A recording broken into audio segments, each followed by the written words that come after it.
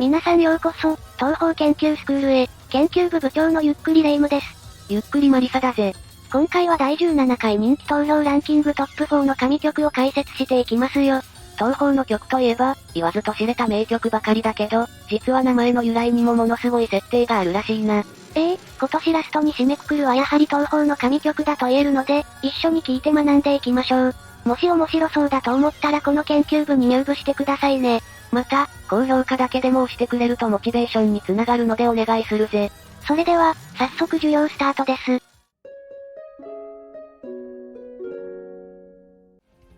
さて、まず紹介するのは、東方地霊伝サブタレーニアンアニミズムの EX ボスであるコメージ小石のテーマ曲であるハルトマンの妖怪少女ですね。最初の入りからものすごく神曲を想像させてくれるよな。そう、小石を思わせるこのどこか不穏なメロディーが癖になりますよね。その後もズンさんのリアレンジされた、衛星鳥船、東方蜃気楼秋山ウニさんアレンジ等と多数のアレンジ楽曲が登場していますよ。作曲者であるズンさんのこの曲に対するコメントはこんな感じです。不気味で壊れた少女っぽさを出そうとしてみました。不気味さがおまけのボスっぽさを出しているかと思います。本当はバラを敷き詰めた庭とかで、茨が痛そうな場所で戦うのが似合うはずですが、今回はなぜか神社。確かに小石にバラの庭は合いそう。ズンさんのコメントでも言った通り、裏ボスとの戦いにぴったりな緊張感の溢れる A メロ、サビに向かってどんどん盛り上がっていく B メロ。そしてそんな曲調とは裏腹に、まるで心の奥底に感情を秘めたような、静かで神秘的なサビが展開されていますね。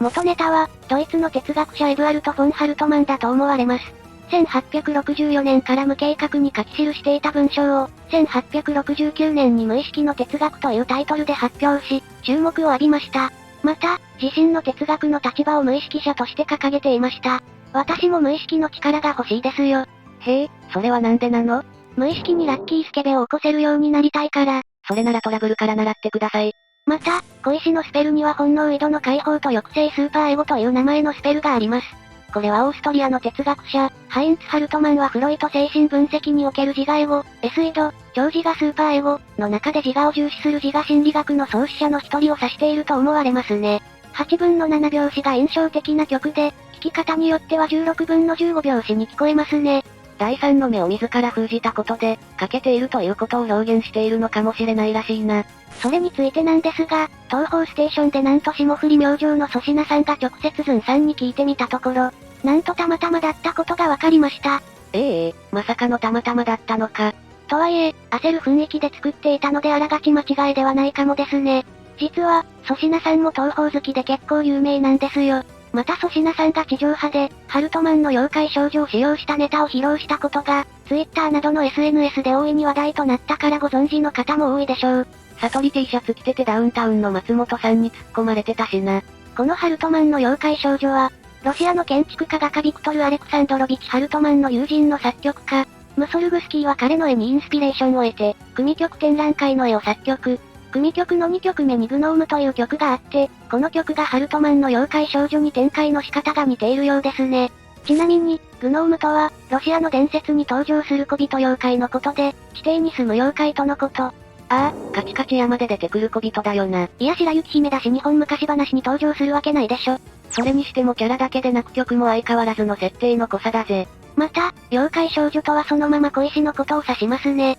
ちなみに、第二次世界大戦中のドイツ空軍の撃墜王エーリヒ・アルフレイとハルトマンとは、多分関係がないでしょう。ハルトマンの妖怪少女は、非公式人気投票ランキングで第6回からの参加でいきなり17位に入り、さらに第13回では3位に入ったことも、間違いなく名曲と言える BGM だよな。でも次回は恋色マスタースパークがベスト4をもらうから、無意識に威圧するんじゃありません。では次に紹介するのは、人気投票ランキング第3位の偶像に世界を委ねて、イドラトライズワールドです。東方プロジェクトの弾幕 STG 第17弾東方奇形獣第6ステージボス、ハニヤス新ケーキのテーマ曲ですね。奇形獣は最近出たばかりの作品なのにすごいな。そういえば、ハニヤス新ケーキってどんなキャラなんだ？ハニヤス新ケーキについては、まだ動画で紹介したことがないので軽く解説しますね。ハニヤス新ケーキの初登場は東方奇形獣の6面ボスで、いわゆるラスボスですね。同作品の後半の舞台である畜生界において、動物霊側からひどい扱いを受けていた。最下層奴隷階級の人間霊たちの起死回生をかけた祈りによって召喚され、動物霊から人間霊を守ることになったゴッドです。いや普通に神でいいでしょ。この曲の正式曲名は偶像に世界を委ねて、イドラトライズワールド。実存たる世界が、虚構の偶像に委ねられるというある種示唆的なタイトルとなっていますよ。東方非公式人気投票では、初参加にもかかわらずなんと4位を獲得。2度目の参加ではなんと、3位にランクアップという異常なまでの人気を誇る曲なんですよ。6面らしいラスボス感たっぷりの名曲だもんな。そして作曲者ズンさんのコメントはこんな感じです。埴安神内木姫のテーマ曲です。天才造形師です。彫刻刀片手に作業着エプロンで戦うボスを、いかにして格好よく見せるのかだけが今回のテーマでした。本当の敵が誰なのか主人公にもプレイヤーにも不確定なまま戦うため、悪意の感じない少し切なさもある爽やかな曲になりました。なるほど、確かに不穏な感じではなくて神々しい力強い感じが伝わるぜ。曲としては、ズンさんの真骨頂であるピアノとトランペットとエレキギターを主音源としていて、それでいて昔のキャッチーかつ臭いメロディーと、近年の複雑な音の響きが見事に融合しているため、全体を通して新しくも懐かしい印象を受けますね。まさにはニアス神経期らしい芸術的な曲といったところでしょう。また、聴きどころもしっかり抑えていてさすがとしか言いようがありませんね。それにしても書籍、ゲーム、そして音楽もこんな素敵なものを作ったズンさんの偶像を作るべきだな。間違いない。この楽曲に対して様々な考察がされていますが、たびたび見かけるのは偶像キャラクターに、世界統合を委ねてという解釈でもあります。奇形獣のおまけテキストには、人間霊は偶像の向こうにいる神聖に帰依しているつもりが、偶像そのものを信仰するようになってしまったようです。その結果、偶像が人間を支配し始めるのは、自然の成り行きだった。とのこと。つまり、内面本質を見ていたはずの人間霊が、偶像という外面に囚われてしまうということを表していることになります。なるほど、内面を見ていたはずなのに、外見だけで判断してしまっているってことか。そうですよ。外見だけで私をボンビーだと判断されることがありますが内面を見てほしいですね。いやこの前食べ物ないからってその辺の雑草チンして食べてたでしょ。これは、二次創作に寛容な東宝プロジェクトでもよく見られますが、我々は、作品のストーリーや世界観を無視し出して、いつの間にかキャラクターという外面的な要素だけに囚われてしまっている。ということを、おまけテキストは比喩しているのではないか、と考察班は考えているようですね。バレてた。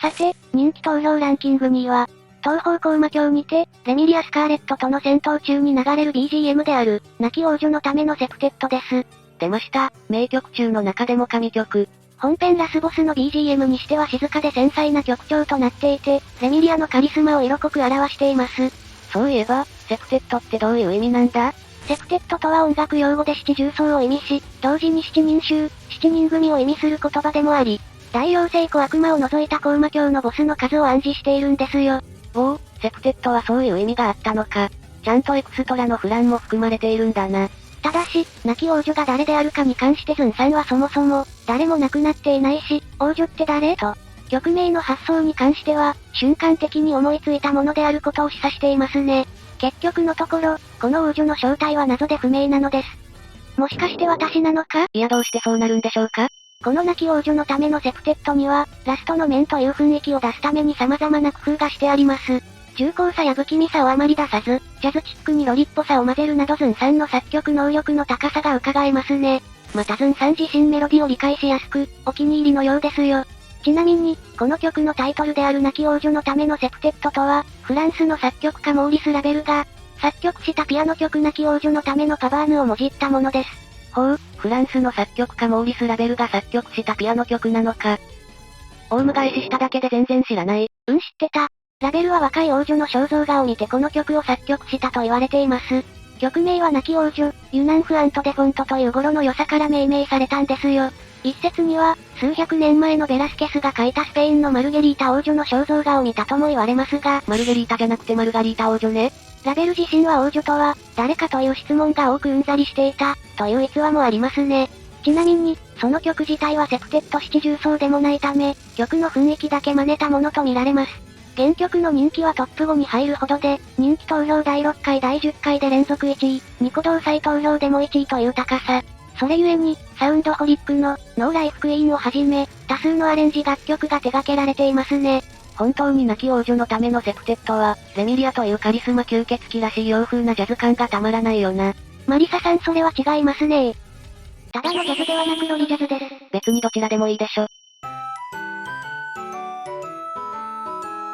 さて、今年ラストに紹介するのはフランドール・スカーレットのテーマ曲である、人気投票ランキング第1位の UNON は彼女なのかです。これは間違いなく1位にふさわしい伝説の曲だよな。ボーカルでもよくアレンジされているし、東宝のことをあまり知らない人でも聞いたことある方は多いでしょう。人気すぎてイオンの店内 BGM でも使われていますよね。いやさすがにイオンには使われてないだろ。冗談はさておき、ウィン版初の作品東宝コウマ教エクストラステージボスフランドール・スカーレットのテーマ曲です。タイトル名がすごく特徴的だけど、UNON とは誰のことなんだ？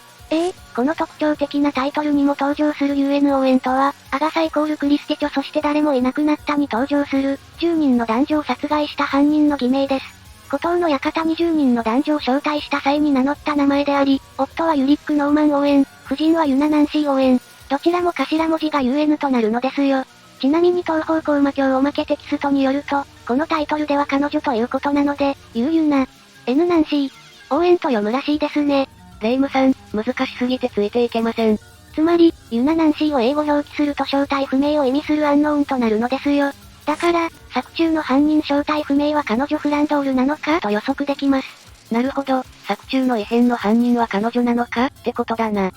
待って、それってつまり公務異変ってフランの仕業かもしれないってことになるのか。真相はわかりませんがもしかしたらありえますね。また先ほども言った通り、本曲の読み方は UNON は彼女なのかではなく、ユナナンシー・オーエンは彼女なのかの可能性があります。さっき紹介した作品をモチーフとしたスペルカードそして誰もいなくなるかが登場する他に、作中で歌になぞらえて死んだ10人に合わせて、フランドールのスペルカードも10枚となっています。フランちゃん、そんな可愛い顔してまさかやったのか？戦闘シーン前後の会話のセリフから、マリサとフランドールはこの小説を読んだことがあるようですね。マリサ勝利後の英会話はこの小説の話をしていたのか。ECC の予習だと思ってたぜ。ECC って幻想郷入りしてたんだ。それはさておき同様10人のインディアンと少し似ている節があります。この音楽を手掛けたズンさんのコメントでは、今回の最もお気に入りです。いかにして悪魔っ子を東洋風に、かつ、ミステリアスに表現できるかに挑戦した結果です。ロリっぽいこのメロディは、今作品で最も私らしいメロディで、鍵盤弾くのが楽しかったです。やはりズンさん自身もすごくお気に入りの音楽のようですね。本当によくこんな誰にも真似できないようなすごい曲を作ったよな。ちなみに、ズンさんはお酒が入った状態で作曲されるようです。速報、ズンさん水拳の使い手でした。この楽曲の同人音楽サークル、クール&クリエイトよる二次創作アレンジとして、最終鬼畜妹フランドールスカーレットが存在しますが、ニコニコ動画においては最終鬼畜妹フランドールスカーレットが有名すぎるために、ニコニコで東宝及びこの曲を知ったユーザーには、最終鬼畜妹フランドールスカーレットが原曲であるという勘違いが非常に多いので注意してください。最後に曲を聴いたネット民のコメントでは、安心できるメロディじゃないのにどこか楽しそうなところがあるからか、これを聴くと少し怖くなる個人的見解。フランをよく表現できている曲だと思います。個人的に後半のスローテンポに入る前のところから最後のテンポが速くなるところが一番良かったです。とのコメントがありました。さすがは1位だけあって本当に音楽はもちろん設定も細かく作られていたことが面白かったぜ。他にも東宝では神曲がたくさんあるので、来年もまた紹介していくので今のうちにチャンネル登録をして我がスクールに入部しておくといいですよ。視聴者さんの好きな東宝の曲があれば教えてくれよな。それではここまでご視聴ありがとうございました。ご視聴ありがとうございました。グッドボタンとチャンネル登録よろしくお願いします。